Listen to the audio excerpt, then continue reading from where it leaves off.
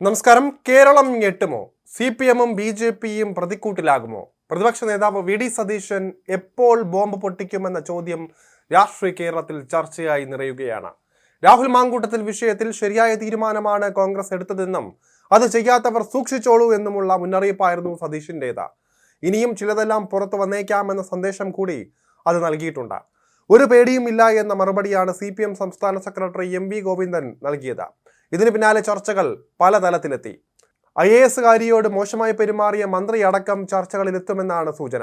പ്രതിപക്ഷ നേതാവിന്റെ പ്രഖ്യാപനത്തിന് പിന്നാലെ സന്ദീപ് വാര്യർ കോർ കമ്മിറ്റി അംഗത്തിനെതിരെ നടപടിയെടുക്കുമോ എന്ന് ചോദിച്ചതോടെ BJP-ക്കുള്ളിലും കൊണ്ടുപിടിച്ച ചർച്ച നടക്കുന്നുണ്ട്. ഇതിനിടെ ഒരു പരാതിക്കാരി BJP സംസ്ഥാന നേതൃത്വത്തിന് കഴിഞ്ഞ ദിവസം പരാതി നൽകിയെന്ന് വിവരമുണ്ട്. കുടുംബപരമായ പ്രശ്നങ്ങൾ മാത്രമാണതെന്നാണ് BJP കേന്ദ്രങ്ങളുടെ വിശദീകരണം. CPM-കാർ അധികം കളിക്കരുത്, ഞെട്ടിപ്പോകും എന്നാണ് പ്രതിപക്ഷ നേതാവിന്റെ മുന്നറിയിപ്പ്. ഒരു വനിതാ നേതാവ് പാർട്ടിക്ക് നൽകിയ പരാതിയെക്കുറിച്ച് രഹസ്യമായി ലഭിച്ച വിവരം പങ്കുവയ്ക്കുകയാണ് സതീശൻ ചെയ്തതെന്ന് കരുതുന്നവരുണ്ട്.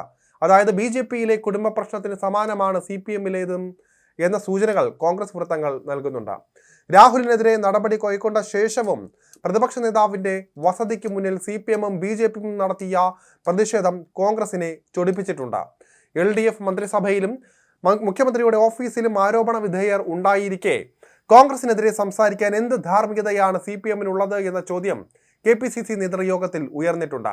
പാർട്ടിക്കകത്തെ ഈ വികാരമാണ് സതീശന്റെ വാക്കുകളിലൂടെ പുറത്തു വന്നതെങ്കിലും അതിലൂടെ അദ്ദേഹം ഒരു വൻ സസ്പെൻസും നൽകിയിട്ടുണ്ട്.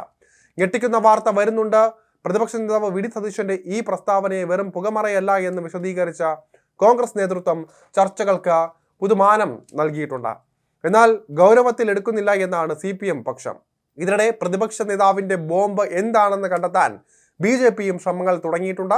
പാലക്കാട്ടെ യുവ നേതാവിനെതിരെയുള്ള നനഞ്ഞ പടക്കമാണതെന്നാണ് BJP കേന്ദ്രങ്ങൾ പറയുന്നത്. IAS-കാരിയുമായി ബന്ധപ്പെട്ട പ്രചാരണങ്ങളൊന്നും ശരിയല്ല എന്നാണ് CPM പറയുന്നത്. ഏതായാലും ഭരണ പ്രതിപക്ഷ BJP ഏറ്റുമുട്ടൽ അതിന്റെ പാരമ്യത്തിലെത്തുമെന്നാണ് VD സതീശന്റെ വെല്ലുവിളിയിലൂടെ മനസ്സിലാക്കുന്നത്. സതീശന്റെ കയ്യിൽ എന്തെങ്കിലും ഉണ്ടെങ്കിൽ അത് പുറത്തുവിടണമെന്നാണ് CPM നിലപാട്.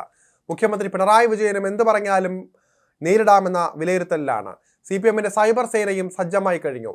എന്തുകൊണ്ട് ബോംബ് ഇടുന്നില്ല എന്ന ചോദ്യം സതീശനോട് നിരന്തരം സൈബർ സഖാക്കൾ ഉയർത്തും. അങ്ങനെ അതൊരു വെറും നുണബോംബ് മാത്രമാണെന്ന് വരുത്താനും ശ്രമിക്കുന്നതായിരിക്കും അവരുടെ രീതികൾ. നിരന്തരം ആരോപണം പുറത്തു പറയാൻ സതീശനെ വെല്ലുവിളിക്കുകയും ചെയ്യും. കോൺഗ്രസിനുള്ളിൽ സതീശന് പിടി കൈവിട്ടു എന്നാണ് CPM പറയുന്നത്. മുസ്ലിം ലീഗും സതീശനെ പിന്തുണയ്ക്കുന്നില്ല.